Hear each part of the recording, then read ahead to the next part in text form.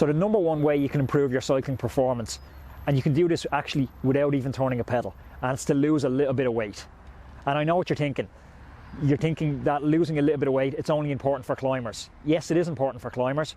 Here's a good example. When the road goes uphill, say you take a 10-kilometer climb at 10% gradient. If you lost 1 kilogram, everything else being equal, you'd be up that hill a minute faster. So 4 kilograms of weight loss, you're up to the top of that climb 4 minutes faster. That's massive. But the application of weight loss, it's not just important when the road goes up, it's important on the flat as well. If you think about every time you need to accelerate that mass, every time you need to close a gap, jump out of a corner, you're having to carry extra weight. It's just so important. Losing 2 or 3 kilograms for most of you guys and girls watching, it's unbelievably low-hanging fruit. It's very easy to do, provided you know how. And in this video, I'm going to show you exactly how to do that. One of the biggest mistakes I see riders making in the winter is putting on too much weight and then getting into the new season overweight and trying to shed it. There's 2 reasons that this is a very bad strategy. Firstly, if you're focused on trying to lose weight when the season starts, you're also going to lose muscle mass and you're going to lose power. And secondly, you're going to compromise your recovery. So I'm getting cold out here. So what I'm going to do is I'm going to get out of here and I'm going to go and talk to someone who knows what they're talking about. Former BMC nutritionist Barry Murray. I'm back and I'm joined by performance nutritionist Barry Murray. Barry, thanks for joining me. Barry, give me a little bit of background on yourself. Cheers, Anthony. Yeah. I'm a performance nutritionist, obviously. I have a degree in science and I majored in chemistry. Also, I've got a master's in sports nutrition. Over the last few years, I've worked with a lot of professional cyclists, spent time with BMC full-time, working with the BMC team. And then since then, I've been working with a lot of other cyclists privately. So guys from Orica, Luke Durbridge and Sam Bewley. Still good friends with Steve Cummins when he was with BMC, and yeah, I mean various other guys in the peloton basically I've been working with over the last few years. Nutrition is just such a minefield for me, Barry. I'm so confused about what I should be doing, because one week I'm reading an article about low carbs, the next week I'm reading an article about high protein, Atkins diet, paleo diet. I'm in a bit of a head spin. You know, cut through all that nonsense for me, and can you summarise your position on it for me? Yeah, basically the conventional kind of approach to nutrition is outdated, and it just hasn't been, no one has caught up with it in terms of like the literature and the books and the textbooks. So unfortunately people are still following what has been done say 20 or 30 years ago, which was fat is bad for you, and you should base your diet on a lot of refined grains and higher carbohydrate foods.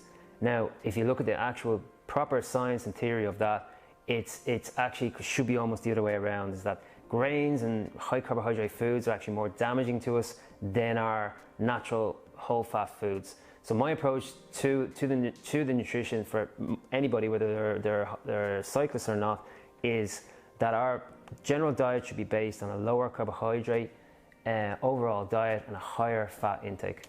So we're going to blow the lid off what the pros are actually doing, and we're going to show people and give them a step-by-step blueprint of how you can take the sports nutrition from the pros and apply it to everyday riders. Yeah, exactly. I mean, I've been doing this for myself for 6 years with all the different clients I've been working with, from pro cyclists to triathletes to runners. So I now have shown what the theory, how you can put what's in theory into practice in the field, and I've already done it for many years. Okay, so Barry, you have this unique take on nutrition where we're shifting away from the common practices of eating carbohydrates to more fat-based. So, you know, that's nice in the abstract, but talk to me about how I apply that to a typical training day. Yeah, so I mean, like we said, we're flipping a few things on the head here, but basically what you want to be doing is if you want to be eating in a lower carb, higher fat way, what you want to be doing on a typical training day, if you're training in the morning, that is that you want to essentially fat adapt, allow the body to burn fat by eating foods that don't cause a high insulin response. So that means going for a lower carbohydrate breakfast, then doing your training session, then taking the advantage of post-training where the body's more sensitive to carbohydrates, so what you term as backload your carbohydrates and put it in after you train. And then in the evening, to switch fat burning back on again, you want to be going back lower carbohydrates. So it's a timed carbohydrate approach, including the higher protein and the higher fat diet, higher fat foods in with your meals with the lower carbohydrate meal. What I love about your system, I've been lucky enough to have Barry mentoring me for the last while through this system. And what I love it is it really is a system. It's step by step. This is what I should do on an endurance day. This is what I should do on an interval day. And it's really flipping the old paradigm of, for me, maybe my background racing in France, it would have been typically a lot of carbohydrate, all the time carbohydrate breakfast, maybe a small meal after training. Even some days I'd be 2-3 hours after training, I'd have no food, and then a big evening meal again. It's flipping that on its head. It's flipping that on its head, but using the science, so to speak, as in, first of all, you want to actually eat in a way that's structured, like you said, that's in parallel with your training. So we have different types of training sessions during the week, most people. Okay, they're not doing 2 hours every day, but why are people eating the same foods, the same breakfast, the same lunch, the same dinner every day? It doesn't match what they're doing. So that's what I thought's been brilliant with the system, where you've come in and you've built this system that's tailored for the training plans that we're delivering, which is just amazing for guys. Yeah, exactly. It's like people, want to get specific coaching, but if you're only training 5 times a week, but you're eating, 3 times a day, you're eating 21 times a week. So why not structure the way you eat? And in a sport where we've only 2 variables, power and weight, it just seems like, there's so much neglect in the area of nutrition. Yeah, exactly. I mean, I would say most riders can get more out of their body composition by changing their nutrition and more so than their actual physical exercise, Okay, Barry, so there is a lot in your system. It's too much to go into now. But one of the questions that sprung up at me initially when we started talking was, okay, so I'm moving my diet off the bike to more fat-based, but typically on the bike, all I'll eat on the bike, it's bananas, it's dates, if I'm racing, it's gels and bars. Is it still all right to eat that sort of stuff on the bike? Yeah, so this is a bit of the misconceptions that there is. When people hear this, they hear my theory, they think, does he just eat sticks of butter and avocados. And avocados? Avocados. Yeah, exactly. So what I've shown is that like one of the hormones that controls whether you burn fat or carbs is insulin, and that stays dormant during a bike ride. In other words, simple carbohydrate foods get actually processed very quickly during exercise and don't affect the fat burning system.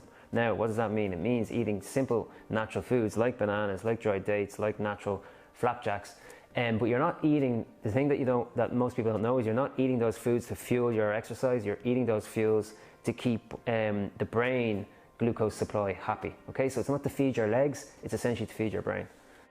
Okay, that's very interesting. So to keep it sequential, so we've talked about what you can eat when you're off the bike. We're shifting more to fats as a fuel source.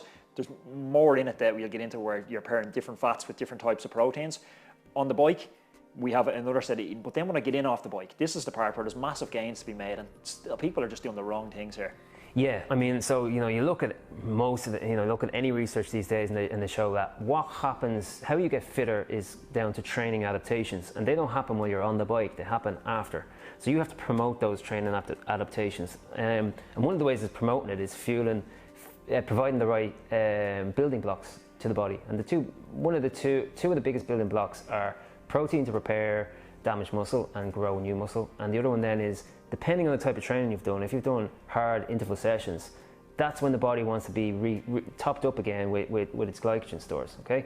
So I was always taught that as soon as I get in off the bike, the body is super sensitive to reabsorbing glycogen. So is that true, this 15 to 30 minute window we hear people talking about? Yeah, okay, so it is more, what it is insulin is more sensitive, which means it actually can deal with the carbohydrates better. Now, what the pitfall that people don't want to fall into is, if they did a ride, an endurance ride or something where they're not tapping into much of their glycogen fuel, they don't need to be plugging loads of carbohydrates back in after. And this was the beauty of your system, I thought, as we worked through it, where it's not a template cookie cutter off the shelf system. It's recovery, diet each day, on the bike nutrition and recovery. It's tailored to the demands of your training. Yeah, not just the demands of your training, but also then to the demands of the actual individual, because some people might actually be burning, say, less glycogen than another person. So then it comes down to the individual amounts, as opposed not just the actual specific training sessions, then the individual amounts as well. So we're going to go through inside in your system, and we're going to show people exactly what you need to be doing off the bike, on the bike and post bike to really optimize their recovery. Exactly, because that's then how nutrition and the training then work together. By by optimizing, let's say, what you're eating based on the training sessions that you're actually doing and the days of the week that they are. Barry, it's been absolutely mind-blowing for me. It's challenged everything I thought I knew about nutrition, and it's a real insight into what the pros are doing and why they're so much faster than me. Yeah, well, exactly. And the thing about it is all the principles in this system, so to speak, works as well, if not better, for your weekend warrior, your amateur cyclist, than it just as well as it does for the pros. No, I'm really excited to see the results guys get. Thanks for joining me, Barry. It's been a blast. Cheers, Anthony. So if you want to lose weight and you want to achieve optimum performance, you need to take the right amount of fat, carbohydrates and protein at the right times. And that's exactly what Barry's system shows us how to do. Okay, so I want to make you an offer. What you're going to get if you sign up now, it's a video series. Me and Barry sit down and we peel apart all the secrets from the pros. This is typically valued at €199.95. There's over 2 hours of content in there where me and Barry talk through topics like excess carbs and the carb loading myths. We talk through the fat myth. We talk through how much protein cyclists should have. And we talk you and hold your hand and walk you step by step through building your new diet. I'm also going to give you right now Recipes for the Road cookbook.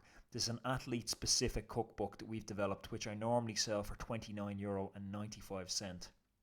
I'm going to give you a goal-setting audio book, which I've personally recorded, which we typically sell for €24.95. And I'm going to give you my personal favourite, Win the Morning, Win the Day. It's a video series which is going to help you to create unstoppable momentum in the morning.